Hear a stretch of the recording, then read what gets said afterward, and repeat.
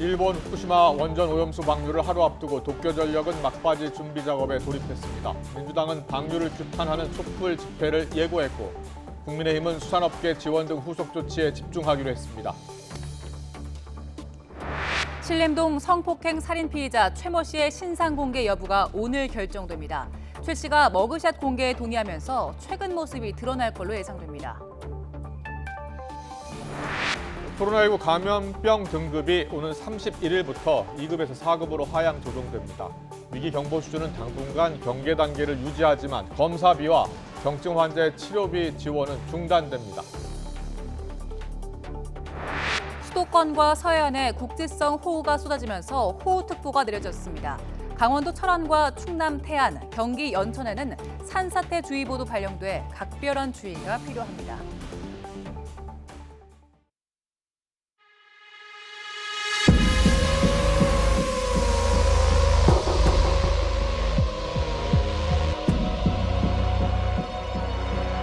具体的な放出時期については、気象・海象条件に支障がなければ、8月24日を見込みます。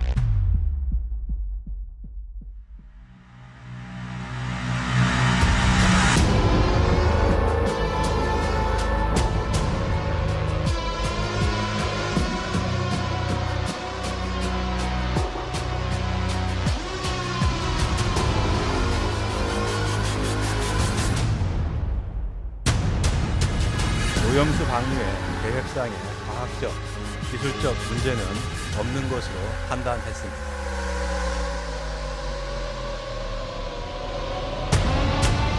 心配がすごくある。だからやっぱりこれは僕たちにとっては致命傷になる可能性が十分ある。 우리가 어떻게 하면 좋겠습니까? 먹고 살 길도 없고 막막합니다. 지금 어떻게 해가지고.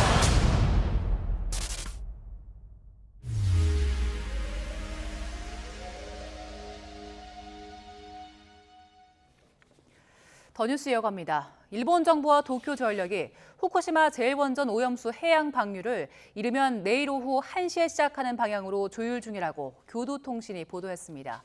앞서 도쿄전력은 오염수의 최초 방류에 앞서 오염수가 제대로 희석되는지 확인 작업에 착수했습니다.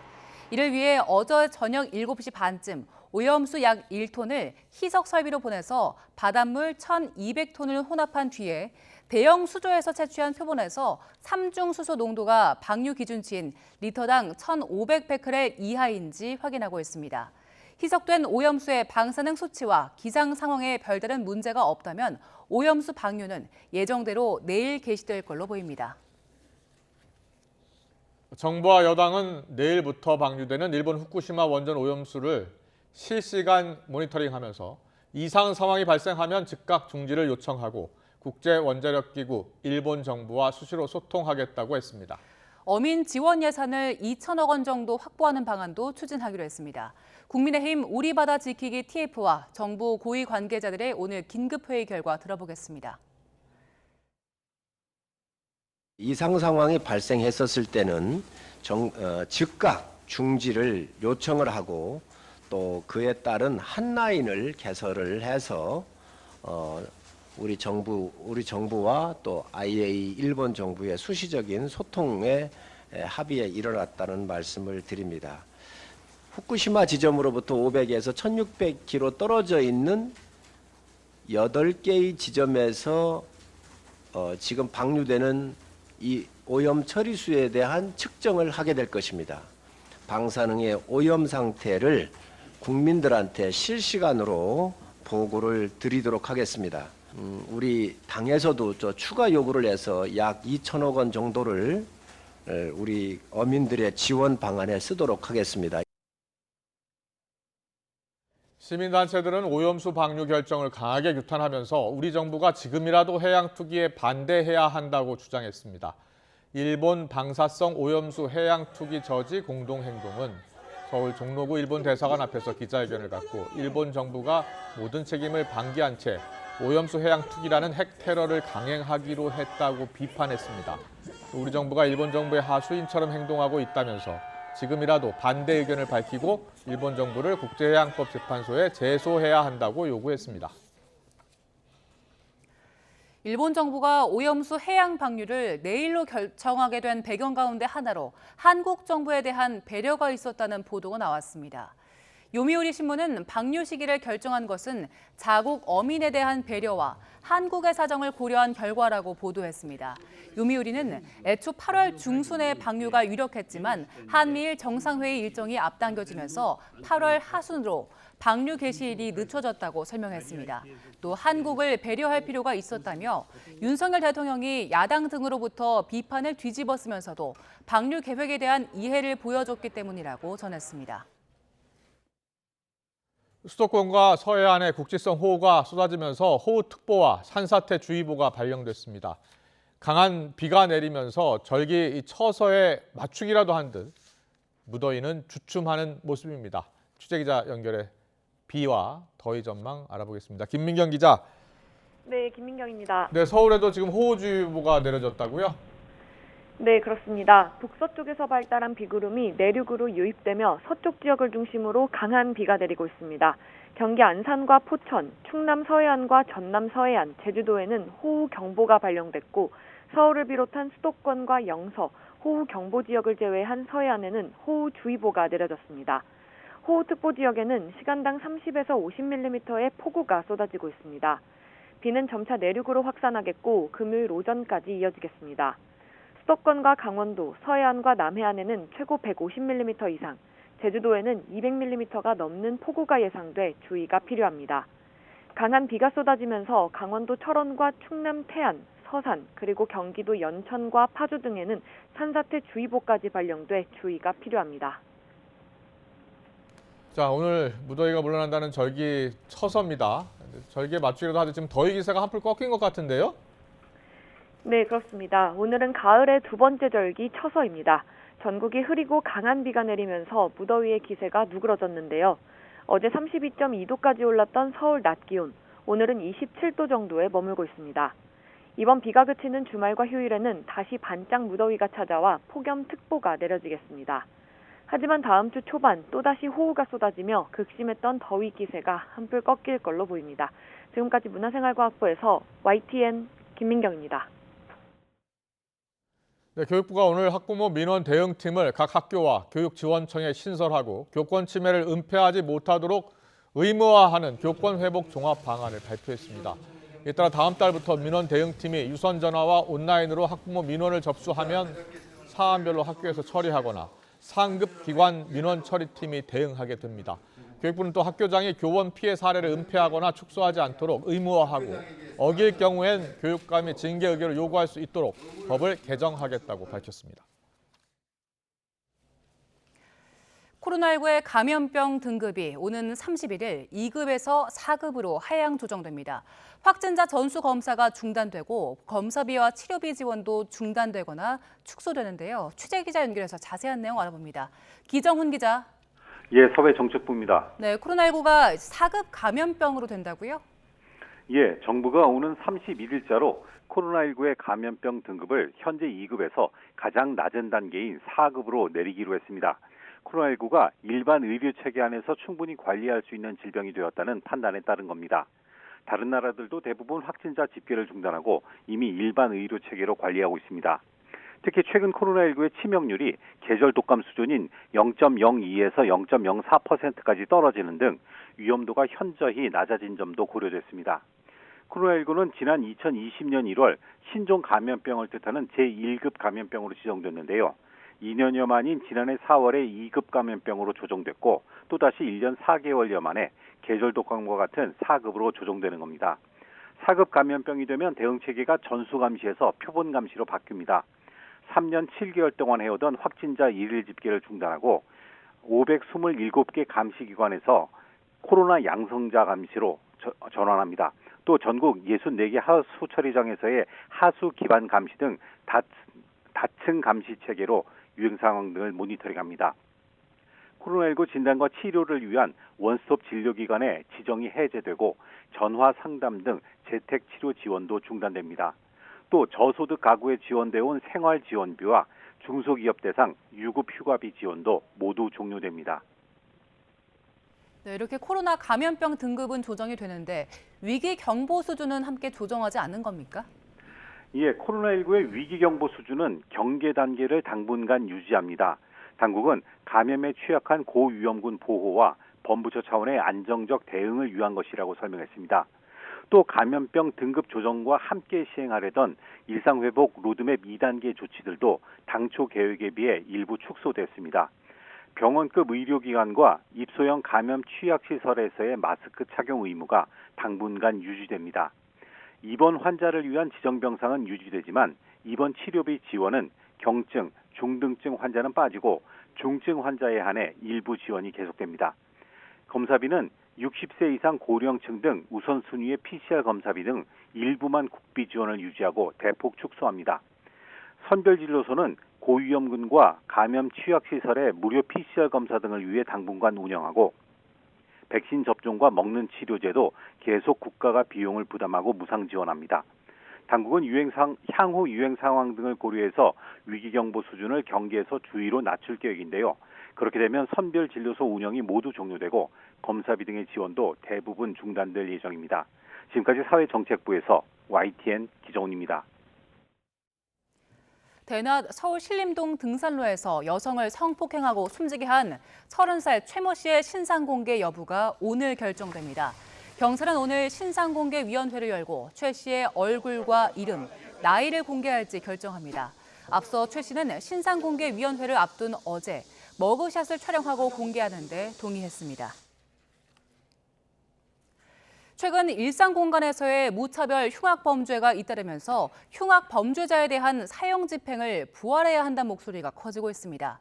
일종의 본보기를 보여야 강력 범죄가 줄어든다는 논리인데 정작 형법 전문가들은 그렇게 간단한 문제가 아니라고 지적합니다. 강민경 기자의 보도입니다.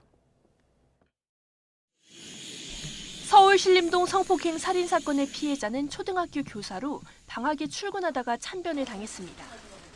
고인의 지인들은 가해자에게 엄벌이 내려져야 한다며 울분을 터뜨립니다. 사형 제도를 부활해줬으면 좋겠어요. 우리 세금으로 그 사람 따뜻한 삼시세끼를 먹을 거잖아요. 그게 용서가 안 돼요. 한국은 사형을 여전히 법정 최고형으로 두고 있고 지금도 중범죄자에게는 사형이 선고됩니다. 다만 지난 1997년 12월을 마지막으로 25년 넘게 한 번도 사형을 집행한 적이 없어서 실질적 사형 폐지국으로 분류됩니다. 그러나 국민 10명 중 7명이 사형제 유지에 찬성한다고 답한 지난해 7월 조사 결과에 더해 최근 이딴 흉악범죄에 분노한 여론은 사형 집행 부활을 강력히 요구하는 모습입니다. 지난달 말 신림동 흉기난동 피해자의 유족도 국회 청원 게시판에 글을 올려 가해자 조선에게 사형을 선고해달라고 호소했습니다. 대부분 범죄자를 단죄해 본보기로 삼자는 취지인데 정작 형법 전문가들은 회의적입니다. 사형이 실제로 범죄를 예방하는 효과는 크지 않고 국민의 분노를 해소하는 것 이상을 기대하기도 어렵다는 겁니다.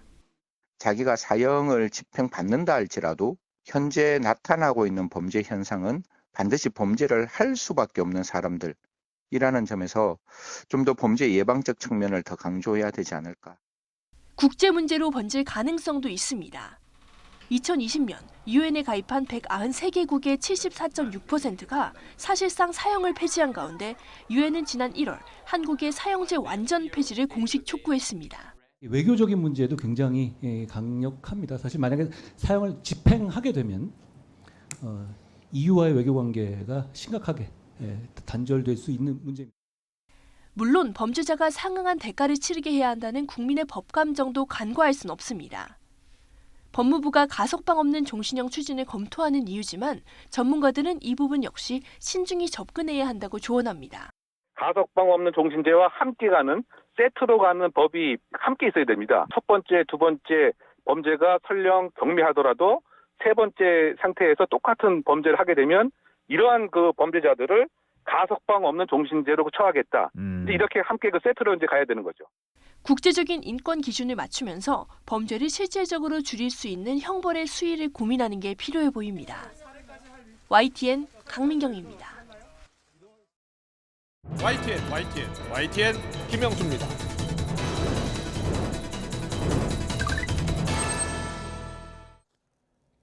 후쿠시마 오염수 방류 시작을 하루 앞둔 오늘 여야는 거세게 충돌했습니다. 민주당 이재명 대표는 일본의 핵 오염수 방류는 제2의 태평양 전쟁으로 기록될 것이라며 정부가 당당히 반대한다는 입장을 밝혀야 한다고 목소리를 높였습니다. 반면 국민의힘 윤재옥 원내대표는 민주당이 반일 공포 마케팅으로 정쟁을 조장하고 있다면서 과거 광우병 거짓 선동과 다를 바 없다고 비판했습니다. 총선을 8개월 앞두고 여야에서는 공천 물밑 경쟁이 시작됐다는 이야기가 나오고 있습니다. 민주당의 김종민 의원은 당 안팎에서 나오고 있는 이재명 대표 체포동의안 투표 거부와 옥중 공천은 총선을 치르지 말자는 얘기라고 일축했고, 유승민 국민의힘 전 의원은 당 지도부에서 나온 승선 이야기는 공천 협박이라며 민주당 이재명 대표가 교체되고 새 인물로 총선을 치르게 되면 여당이 최대 위기가 될 것이라고 말했습니다. 자, 오늘 더 정치 후쿠시마 오염수 방류 관련 여야 입장부터 듣고 시작하겠습니다. 국민을 지키기 위해 지금 우리가 해야 할 일은 정쟁이 아니라 철저한 감시와 모니터링으로 실질적인 국민 안전 대책을 마련하는 것입니다. 오염수가 생명과 건강을 위협한다면 우리보다 오염수가 먼저 도달할 미국, 캐나다, 멕시코 등의 국가들은 왜 오염수 방류를 반대하지 않겠습니까? 또다시 반일과 공포 마케팅으로 국민을 불안하게 하고 정쟁을 조장하고 있습니다. 일본 핵 오염수 방류는 제2의 태평양 전쟁으로 기록될 것 같습니다. 핵 오염수 방류로 대한민국과 이 태평양 연안국들의 또다시 돌이킬 수 없는 재앙을 가져오려고 합니다. 윤석열 정부는 일본의 방류는 문제없다라는 입장을 발표했습니다. 그러면서도 방류를 찬성하거나 지지하는 것은 아니라고 덧붙였습니다. 국민을 상대로 말장난을 하는 것인지 의문입니다. 네, 오늘의 전국 현안 짚어보는 시간입니다. 김병우 국민의힘 의원, 장경태 더불어민주당 의원 나와 계십니다. 어서 오십시오. 안녕하세요. 네, 안녕하세요. 안녕하세요. 네, 오염수 방류가요 내일 오후 1시가 될 것 같습니다. 지금 일본 정부와 도쿄 전력이 조율하고 있다는 뉴스가 전해지고 있습니다. 지금 여야는 강하게 충돌하고 있는데요. 두 분께 여야 입장을 좀 더 자세히 물어보겠습니다. 장경태 의원님께 먼저 여쭤볼게요. 오늘 윤재옥 국민의힘 원내대표가 오염수가 먼저 도달하는 나라는 미국, 캐나다 그쪽인데 그쪽은 반발하지 않고 있는 것은 어떤 이유 때문이냐 이렇게 반문을 했어요. 일단 이 여러 가지 오염수 방류에 대해서 윤재욱 원내대표께서 말씀하신 대로 저는 제대로 된 실질적인 대책 그리고 여러 가지 관리 감독 등이 먼저 선행돼야 된다고 봅니다. 당장 내일부터 방류될 예정인데요. 사실 우리나라 시찰단 같은 경우는 원자력안전위원장이 다녀왔습니다만 실질적으로 채취하거나 검증하지 못하고 일본 도쿄전력이 제공한 자료만 보고 오지 않았습니까? 이런 부분에 대해서 먼저 대책을 세우고 먼저 검증을 했어야 됐는데 좀 무분별하게 이렇게 당장 내일부터 방류한다고 하는데 거기에 따른 대책이 전혀 나와 있지 않고요. 오염수는 분명히 냉각수와는 다릅니다. 지금 일본 도쿄전력 같은 경우는 후쿠시마 원전 사고가 나고 나서 2년간이나 멜트다운 원자로가 녹아내린 것에 대해서 비밀로 그러니까 감춰왔지 않았습니까? 그러니까 제대로 된 자료를 제공하지 않고 있는데 도대체 무슨 근거로 이 방류해도 된다고 생각하는지도 모르겠고요. 또 매립, 기체 기화 방출, 방류 이렇게 다양한 형태로 이 오염수를 처리할 수 있습니다만 가장 비용이 안전하고 많이 드는 지하 매립이나 기체 방출로는 하지 않고 가장 싸고 가장 위험한 방식의 해양 방류를 선택한 일본 정부에 대해서도 강력하게 대한민국 정부라면 당연히 저는 규탄과 반대 성명을 내야 된다고 생각합니다. 네, 잘 들었습니다. 김병우 의원님께 또 여쭤봐야죠. 이재명 대표가 왜 우리 정부가 강하게 반대하지 않느냐, 윤석열 대통령이 반대한다고 해야 되는 것 아니냐 이 문제가 이렇게 이야기를 했어요. 네, 후쿠시마 오염수 방류와 관련된 우리 정부의 정책 기조는 문재인 정부가 정한 정책 기조와 같습니다. 그러니까 문재인 정부의 정책, 후쿠시마 오염수 방류와 관련된 정책 기조를 계승하고 있다 이렇게 말씀드릴 수 있고요. 그래서 문재인 정부 당시 2020년에 당시에 그 해양수산부 등에서 TF팀을 만들었는데요. 거기 때 대책 보고서를 냈습니다. 그 보고서에 따르면 당시 문재인 정부가 일본이 방출할 오염수가 우리 국민과 환경에 미칠 영향이 유의미하지 않다 이렇게 결론을 내렸습니다. 그때 그 문재인 정부 당시 정부 대응 기조는 문재인 정부 때나 지금 정부 때나 같다는 겁니까? 똑같은 겁니다. 그래서 지금 와서 민주당도 그때 당시에 여기에 대해서 입장을 내었습니다만 예. 지금처럼 강경하게 반대 입장을 표명하거나 하진 않았습니다. 예. 뭐 거리 나가서 집회를 한 적도 없고요, 당연히. 예. 그런데 그때는 맞고 지금은 틀리다 이렇게 똑같은 일도 그렇게 주장을 하고 있는데 예. 여기에는 다분히 민주당 내에 정치적인 속사정이 있는 거다. 그럼 우리 네. 국민들이 그런 걸 다 알고 있다. 저는 이렇게 말씀드리고 싶습니다. 국민의힘의 주장은 2021년 4월 일본 정부가 방류하기로 결정했는데 그때 문재인 정부가 대응한 것을 보면 지금 윤석열 정부와 대응 기조가 비슷한데 그때는 왜 그렇게 강하게 반발하지 않았었냐라는 주장입니다. 완전히 반대고요. 그러니까 지금 이 2021년 당시에 문재인 정부의 입장은 방류를 하더라도 그 검증과 검토에 대해서 온전히 대한민국 정부가 결정할 수 있고 선제적으로 검증이 완료되어야만 방류할 수 있다고 했습니다. 지금 검증 하나도 안 되지 않았습니까?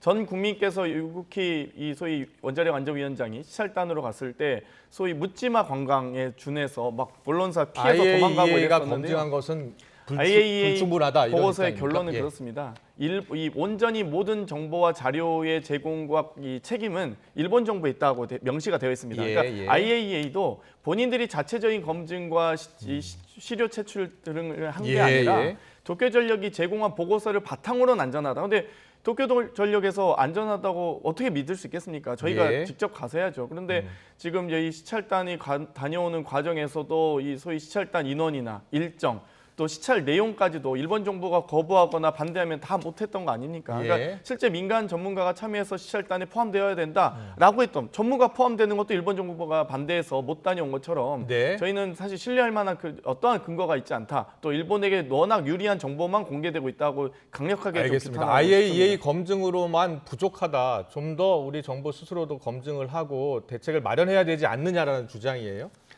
그 논리가 마치 그 과거에 천안함이 북한군의 어뢰로 피격이 되었을 때 천안함이 좌초했다거나 심지어 미군에 의해서 폭파되었다고 주장하는 천안함 그 각종 괴담을 유포하던 때의 논리가 흡사합니다. 그때 당시 우리 정부뿐만 아니라 제격으로 5개국의 합동수사단이 천안함 좌초의 원인을 찾기 위해서 여러 증거와 데이터들을 수집을 해서 분석을 했습니다. 그 결과 천안함은 북한군의 어뢰에 의해서 피격된 게 맞다. 이렇게 결론을 내렸거든요. 그런 과학적인 조사로 인한 그 결론조차도 당시 일각에서는 계속 거짓이다, 믿을 수 없다라고 하면서 오히려 천안함이 뭐 스스로 뭐 자초됐거나 아니면 미군이 그렇겠다 이런 억측 괴담을 쏟아냈거든요. 지금 민주당이 또 하는 일이 또 그런 방식입니다. 국제기구가 과학적인 기준과 검증 절차에 따라서 이제 집행한 것을 두고 끊임없이 음모론을 얘기하고 있는 것이죠. 네, 자 두 분 입장을 두 번씩 이제 들어봤고요. 그런데 이제 오염수 방류를 내일 오후 1시에 이제 시작을 하면 또 여야가 또 나름대로 또 대책을 준비하고 있는 것으로 알고 있는데요. 먼저 민주당 같은 경우는 이제 좀 더 활동을 더 강화하겠다. 그리고 오늘 촛불 집회도 예고를 했습니다. 어떤 계획을 가고 있는 거예요? 저희가 여러 촛불 집회나 또 도보 행진, 또 총결기대회 등을 추진하고 있는데 오늘 바로 7시 반에 저희가 촛불 집회를 할 예정입니다. 그래서 민주당 소속 국회의원들이 다 모두 모여서 또 여러 의원님들 다른 당원들까지 모여서 규탄하는 집회를 시작할 예정이고요. 이게 실효성 있는 대책이냐라는 지적에 대해서는요? 사실 외교에 대한 부분은 당연히 정부 당국이 해야 됩니다. 야당이 할 수 있는 최대치가 저희가 규탄과 결의 대회 등밖에 없어서 너무 안타깝고요. 미국, 멕시코 얘기를 하시는데 방류되고 나서 태평양의 도서 지역들 정말 멀리 있는 나라와 당연히 인접국가인 한국과 필리핀 등에 미칠 영향은 확실히 훨씬 더 차이가 크다고 봅니다. 그렇기 때문에 가장 밀접한 연관이 있고 가장 큰 영향을 받을 것으로 예상되는 저희 대한민국 정부가 가장 강력하게 규탄해야 되는데 이렇게 하지 못해서 좀 안타깝게 보고 있습니다. 알겠습니다. 100시간 긴급 행동 돌입 일본 대사관 항의 방문 어제 했고요. 국회 촛불 집회 진행하고 오전 10시부터 또 광화문에서 용산까지 행진도 하고요. 런던 협약에 대한 긴급 기자회견, 광화문 총 집결 대회까지 한다는 게 민주당의 계획입니다. 자, 먼저 국민의힘은 어떻게 보고 있어요? 민주당의 계획에 대해서는요? 이거 예전에 어디서 많이 봤던 뭔가 그런 기억이 납니다. 어디서 봤던 민주당이 야당만 되면 어김없이 이런 각종 괴담이 유포됩니다. 2010년에 이명박 정부 당시에 광우병 괴담이 있었고요. 그리고 2016년에 박근혜 정부 당시에 사드 괴담이 있었습니다. 그리고 또 우리 윤석열 정부에서 민주당이 어김없이 후쿠시마 오염수 괴담을 유포하고 있는 거죠. 근데 지금 우리나라가요. 대한민국이 세계 최대의 미국산 소고기 수입 국가가 되었습니다. 그리고 그때 성주 참외를 사드 참외라고 그러면서 전자파가 들어갔다 어쩌고 막 그렇게 했는데 지금 성주 참외가 더 맛있고 더 많이 잘 팔리고 있습니다. 수출까지 되고 있고요. 네. 지금 그런 근거 없는 국민들이 불안감을 주는 먹거리를 두고 불안감을 조장하는 민주당이 이런 묻지마 이런 괴담 유포가 결국 민주당의 자승자박이 되었습니다. 실제로 민주당에게 지금 최근에 이런 일련의 민주당의 행동, 선동을 두고 국민들이 좋은 시선을 보내고 있지 않습니다. 각종 여론조사를 보더라도요. 민주당이 최근에 지지율 하락을 면치 못하고 있고 오늘 이재명 대표가 지금 이 사태를 두고 이 일을 두고 제2의 태평양 전쟁이라고 표현까지 썼는데요. 좀 스케일은 큰데 사실은 사법 리스크의 면화, 사법 리스크를 당면한 이재명 일병 고학이다. 전 이렇게 표현하고 싶습니다. 네, 자, 지금 민주당은 야당만 되면 자꾸 괴담을 유포한다라고 지금 국민의힘에서 주장을 하고 김병욱 의원이 이야기를 하고 있는데 당 일각에서 보니까 오염수 방류를 고리로서 윤 대통령 탄핵의 필요성까지 제기한 의원이 있더라고요. 김용민 의원입니다. 민주당 168석으로 윤석열 탄핵 발의합시다. 민주당 단독으로 가능하니 이제는 해야 합니다. 일각의 의견이죠, 이게. 뭐 여러 이제 일부 의견이고요. 뭐 당론은 아닙니다만 저희가 자꾸 괴담이라고 하시는데 국민의 생명과 안전을 담보하기 위한 노력과 조치는 대한민국 정부와 공직자라면 누구나 책임감을 느끼셔야 된다고 생각합니다. 2008년 당시에 광우병 소고기 파동 있을 때도 여러 가지 이 미국산 소고기 수입을 저희가 반대했던 것이 아닙니다. SRM이라고 하는 이 소위 암 유발 물질 등이 30개월 이상 이 동물성 사료를 먹은 소고기가 암 유발 물질을 많이 보유할 수 있다. 이 가능성이 분명히 위험성이 제기됐기 때문에 세계 각국의 나라들이 미국산 소고기 수입할 때 20개월 미만으로 수입했던 것이거든요. 우리만 30개월 이상 이렇게 막 다 무분별하게 수입하니까 그러지 말라고 규탄했던 것이고요. 그 국민들의 촛불 노력 때문에 이 여러 가지 미국산 쇠고기 수입 관련된 협상이 다시 재협상을 통해서 우리 대한민국의 주권을 수호할 수 있었습니다. 사드 배치만 해도 여러 가지 지금 전자파 공해로 인한 여러 가지 어려움들을 실제 주민들은 호소하고 있습니다. 물론 개인차는 있을 수 있다고 봅니다. 하지만 이 방사능 문제는 개인차의 문제가 아닙니다. 뭐 암 유발이 뭐 많이 폐암 발병률이나 위암 발병률이 몇 %냐 사람마다 개인차 있는 것과 방사능에 피폭되는 것은 개인차가 없습니다. 전 국민이 다 조심해야 되는 부분이기 때문에 여기에 대한 검증과 안전성 검토를 제대로 하자라는 의견이 어떻게 야당의 주장일 수 있겠습니까? 대한민국 공직자와 정부의 주장이 되어야죠. 광우병, 사드 이 문제는 정당한 의혹 제기였다라는 야당의 주장을 들어봤고요. 자, 이제 우리 어민들이 가장 큰 걱정입니다. 어민들 지원 대책을 오늘 당정협의 때 내놨죠. 어떤 대책입니까? 저희도 참 민주당에 대해서 안타깝다는 생각이 드는 게 지금 민주당의 이런 선동 때문에 우리 어민들과 수산업자들, 수산업 종사자들이 큰 피해를 호소하고 있습니다. 피해를 겪고 있고요. 그래서 저희는 오늘 당정회의에서도 얘기가 나왔습니다만 어민들과 수산업자들을 지원하기 위한 각종 대책들을 내놓고 있습니다. 그래서 어떤 핵심 대책 간단히 몇 개? 크게 보면은 일단 안전 관리에 우리가 중점을 두고 있는 거고요. 그래서 이미 2013년부터 후쿠시마 인근 8개현 수산물은 수입을 금지하고 있는데 그거 기존을 계속 이어갈 거고요. 뿐만 아니라 지금 각종 고강도 수산물 감시 체제를 지금 가동 중입니다. 해수부가 지난 21일부터 국내 수산물 위판 물량의 80%에 달하는 전국의 43개의 위판장에 대해서 수산물 방사능 신속 검사에 착수했습니다. 지금 검사하면 1시간, 2시간 안에 그 결과가 다 나오는 거죠. 그리고 또 수입산 수산물 같은 경우는 조만간 2차 고강도 수산물 원산지 표시 점검을 할 거고요. 해수부와 지자체가 또 함께 합동 점검도 실시를 할 겁니다. 근데 야당에서는 이게 오염수 방류와 함께 일본 정부가 수산물 수입 개방 압력을 또 강화하지 않을까 이렇게 우려하거든요. 그건 우리가 응하지 않으면 그만인 것이죠. 우리가 지금 가뜩이나 뭐 민주당 때문만은 아니겠지만 민주당이 이렇게 거리에서 집회를 하면서 마치 우리나라에 있는 수산물 뭐 전체가 불안정한 것이냐 이렇게 호도해서 우리 업계 수산업 종사하시는 분들, 그 어민들 그리고 뭐 생선회 파시는 분들이 상당히 힘들어하신단 말이죠. 그러니까 그분들을 직접적으로 지원하는 그분들 보호하는 이런 사업들을 민주당도 같이 동참해서 해야 된다고 생각합니다. 네, 오늘 민주당 최고위원 회의 내용을 보니까 방류는 시작됐지만 이제부터 적극적으로 더 대응을 해야 한다. 그리고 어민들 보호 대책도 곧 마련하겠다라고 했어요. 자, 민주당에서는 어떤 대책 준비하고 있어요? 뭐 다 좋은데요. 네. 보호 대책, 감시 체제 구축 다 좋습니다. 그럼 방류 전에 하셔야죠. 그러니까 제대로 방류 전에 안전성 검토를 완료하고 나서 예. 방류에 대해서 이 여러 가지 방류 허용도 예. 찬성을 할 수 있다고 봅니다만 방류 전에 지금 아무런 안전성 검토가 안 된 상태에서 방류 후에 안전성 검토하겠다? 이미 방류되고 나서 무슨 소용이 있겠습니까? 이런 부분에 대해서 저는 대한민국 정부가 무슨 도대체 저희가 일본 정부에 이렇게 굴욕적인 협상을 했는지 정말 이해할 수가 없고요. 예. 앞으로 저희도 당연히 감시 체제를 가동하겠습니다만 인근국가로서 인접국가인 대한민국 바다를 지키기 위해서 당연히 노력해야 된다. 이건 여야가 따로 없는 문제라고 생각합니다. 네, 알겠습니다. 다음 주제로 넘어가겠습니다. 쌍방울그룹의 대북송금 의혹 수사 중인 검찰, 더불어민주당 이재명 대표를 제3자 뇌물 혐의로 입건한 것으로 뒤늦게 확인이 됐습니다. 이와 관련해서 총선 공천 이야기가 나오기 시작을 했는데 여야 목소리 듣고서 대담 이어가겠습니다. 투표 거부 아이디어에 대해서는 어떻게 평가하고 계신가요? 민주당은 이제 총선 하지 말자는 얘기죠. 그건. 이재명 대표가 구속이 되면 뭐 옥중 공천할 수도 있다 이런 얘기도 친명계 일각에서 조금 나오는 것 같은데 그 부분은 어떻게 보시나요? 그것도 민주당 총선 하지 말자는 거죠. 네. 뭐 정치적인 탄압이나 뭐 민주화 운동하다가 들어간 게 아니고 법원 판결에서 구속이 됐는데 네. 옥중 공천을 했던 사례가 있나요? 그 사법 리스크 때문에 민주당은 이재명 대표가 언젠가는 저는 교체될 거라고 봅니다. 네. 이재명 대표가 교체되고 돈봉투 사건 정리되고 김남국 의원 사건 같은 게 정리돼서 예. 민주당이 만약 예.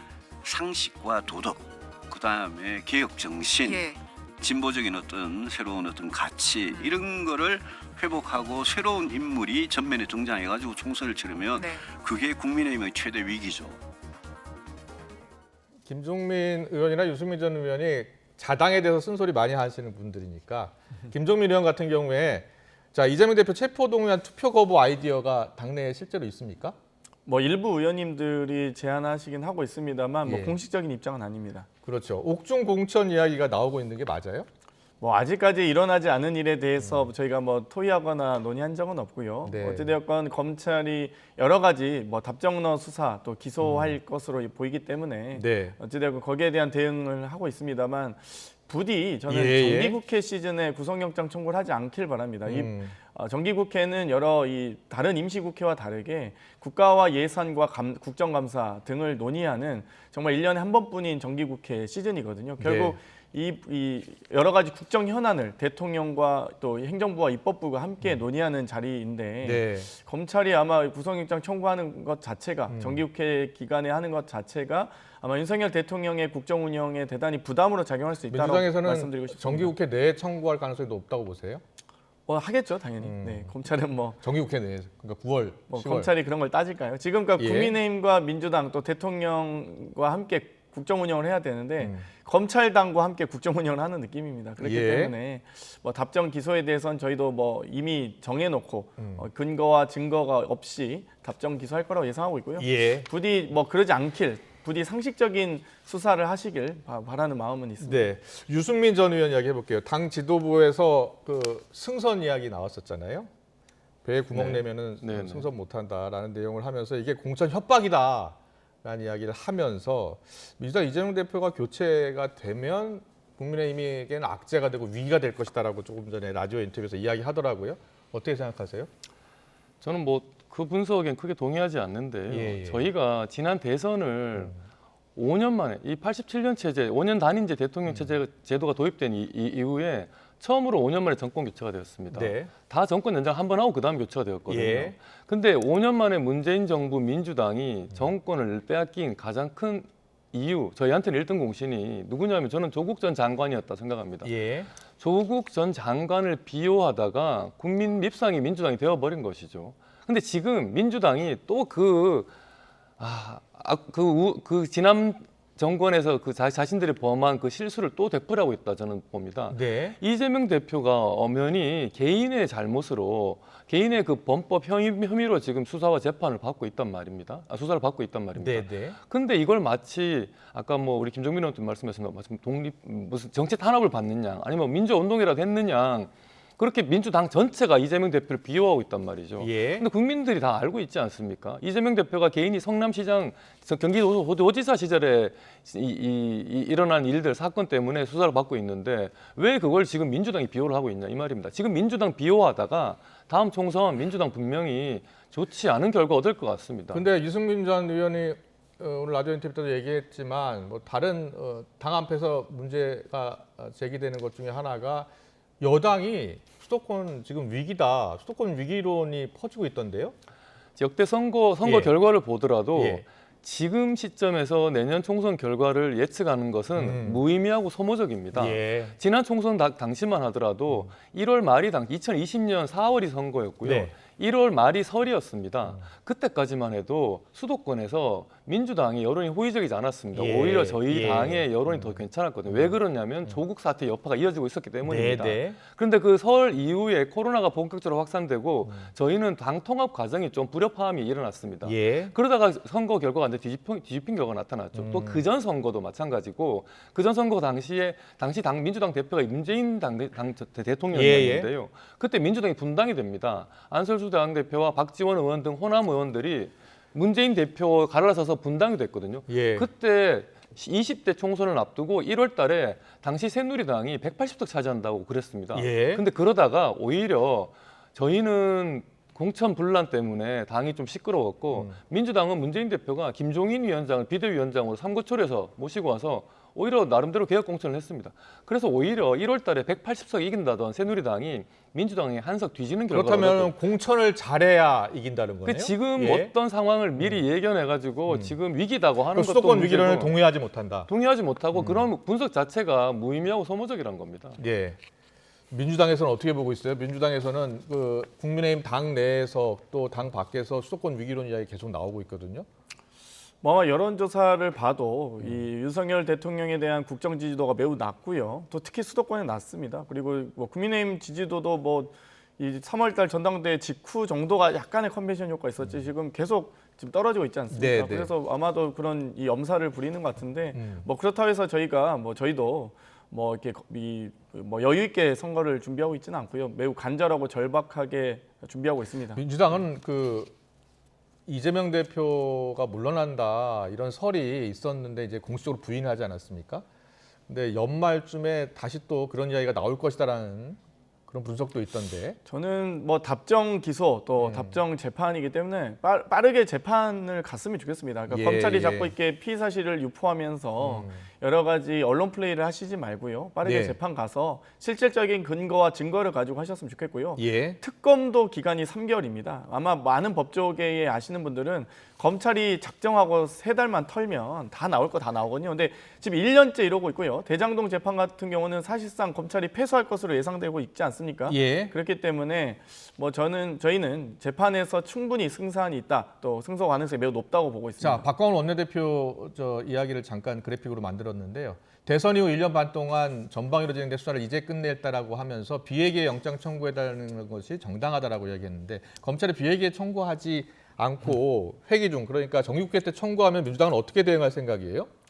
일단 아직 정해진 건 없습니다만 부디 이제 검찰이 저희가 회기를 충분히 단축하고 있거든요. 8월 임시국회도 저희가 최대한 단축하려고 노력했습니다. 그러니 이 체포 동의안입니다. 이게 그러니까 영장 실질 심사를 법원에서 검찰이 바로 직행해서 받길 바라지. 저희가 그 전에 여러 가지 뭐 방탄 프레임 씌우려고 검찰이 노력하는 것 같은데요. 비회기 기간에 충분히 영장 칠 수 있는 시간이 있습니다. 그때 영장 치실 의사가 있으시면 그때 치시길 바랍니다. 알겠습니다. 자, 시간 얼마 남지 않아서 마지막 주제로 가겠습니다. 의원직 제명 위기에 놓인 무소속 김남국 의원 어제 불출마 선언을 했는데요. 더불어민주당 내에서 여러 갈래의 목소리가 나오고 있는데 오늘 라디오 인터뷰한 김영진 의원 목소리 듣고 오겠습니다. 스스로 정치를 중단한다는 선언 아닙니까? 향후에 5년 동안 진정성을 한번 확인해 볼 필요가 있다. 진정성이 확인된다면 제명까지는 갈 일이 아니라는 마녀사냥적 성형도 있을 수 있다. 그래서 객관적으로 판단하고 검증해서 처벌하면 되지 않을까라는 생각이 들고요. 국회의원 제면까지 갈 수 있는 사안인가에 대해서 과연 적절한가. 민주당 의원이 직접 여쭤볼게요. 이 당내에서 김영진 의원의 목소리가 많습니까? 제명까지 할 사안은 아니다라고 보는 의원들이 많습니까? 그러니까 이제 법적인 책임은 당연히 검찰이 수사하고 있기 때문에 법적인 책임 져야 될 거고요. 불출마 선언이라고 하는 정치적 책임을 지겠다라고 말씀을 김남국 의원이 하셨기 때문에 거기에 대해서 특별히 뭐 이론은 없는 것 같습니다. 대부분 뭐 동의할 것 같고요. 이 제명을 하더라도 제명의 기준이 있어야 됩니다. 만약 규모가 뭐 9억이었다라고 그게 문제가 된다. 규모가 문제라면 11억이나 재산 누락한 조수진 의원도 제명해야 됩니까? 만약 이 상임위 시간에 거래를 했다. 그게 문제면 이 소위 국정조사 기간에 국정조사 상임위 시간에 정말 이태원으로 인한 많은 국민들이 슬픔에 빠졌을 때 지역구 행사관 의원도 제명해야 됩니까? 그러니까 그런 기준을 명확하게 제시를 하셔야 될 걸로 예상합니다. 네. 자.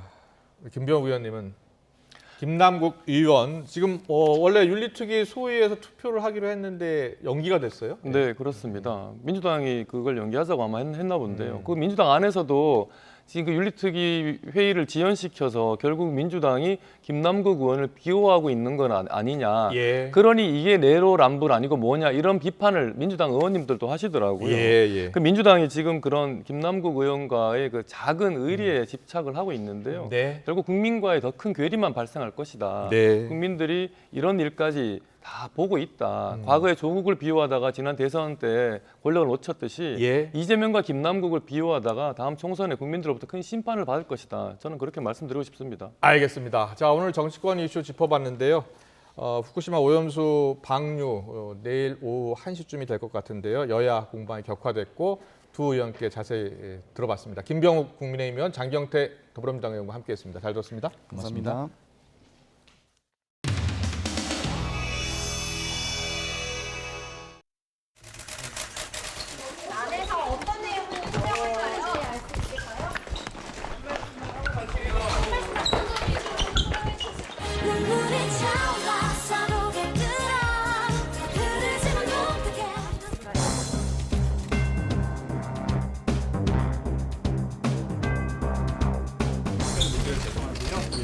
아까 그 말씀 정도로 가능하겠습니다. 추가 소명해 주실까요? 하겠습니다.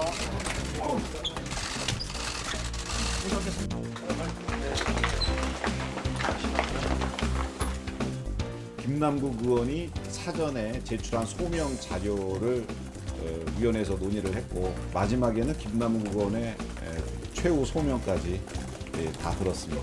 안 낸 부분들도 있는 건지 미흡한 것들이 있었습니다. 그게 안 낸 건지 없어서 내지 않은 건지 일부러 안 낸 건지 알 수가 없다는 얘기예요. 아까 내가 얘기한 거. 또 같은 동료 의원들은 아무래도 애정을 가지고 진심 어린 충고와 조언을 해가면서 하기 때문에 감정적으로 김남국 의원이 좀 감정적으로 좀 흐른 것 같아요. 혹시 눈물을 좀 보이지 않나요? 뭐 요 정도 하시죠. 네. 더 이상 그것도 비공개할 것 같아요. 그 정도 하시죠.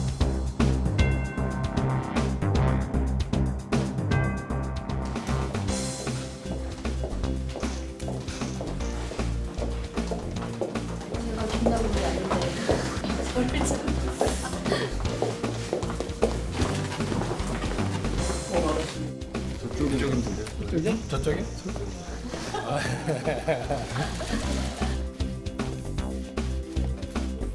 소결을 아직 못했고요. 오늘 오전에 김남국 의원이 페이스북으로 불출마 선언한 것 때문에 좀 더 숙고하기로 하는 시간을 갖기로 해서 오후 2시까지 정의하기로 했습니다. 김남국 의원의 불출마 선언이 과연 김남국 의원이 했었던 일들이 없어지는 것이냐. 저는 그렇게 생각지 않거든요. 들어오시는 거예요? 일단 말씀 나눠보셔야 돼요. 얘기를 나눠봐야 될 것 같은데? 오늘 결정이 좀 그것도 하시는 거예요? 표결하시는 거예요? 아니 좀 얘기를 나눠봐야 돼. 회의에 아예 불참하실 수도 있어요. 아직 얘기 안 됐어. 그 말씀은 그러면 일주일 동안 평가를 해봤을 때 이게 조금 창작이 된다고 해서 징계 제명으로 올라와 있는 거를 상당히 낮추는 시나리오를 생각하신다는 말씀으로 이해하면 됩니다. 그렇게 예단을 갖고 얘기할 수는 없죠. 오늘은 좀 소위에서는 결론을 내고자 했으나 민주당의 송기현 간사께서 정중하게 좀 시간을 요청했고 허투루 들을 수는 없기 때문에 일주일 수년하기로 했습니다. 네, 수고하셨습니다. 수고하셨습니다.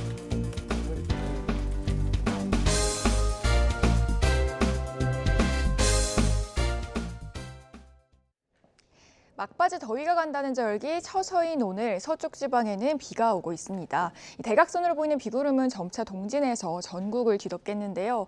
더위를 식혀주는 비지만 무척 강하게 쏟아지는 곳도 있습니다. 호우특보가 점차 확대 강화되고 있는데요. 현재 호우특보는 수도권과 강원 북부, 또 서해안과 제주도에 발령 중입니다. 조금 전 호우경보가 내려진 전남 서해안에는 시간당 50mm 이상의 장대비가 관측되는 곳도 있습니다.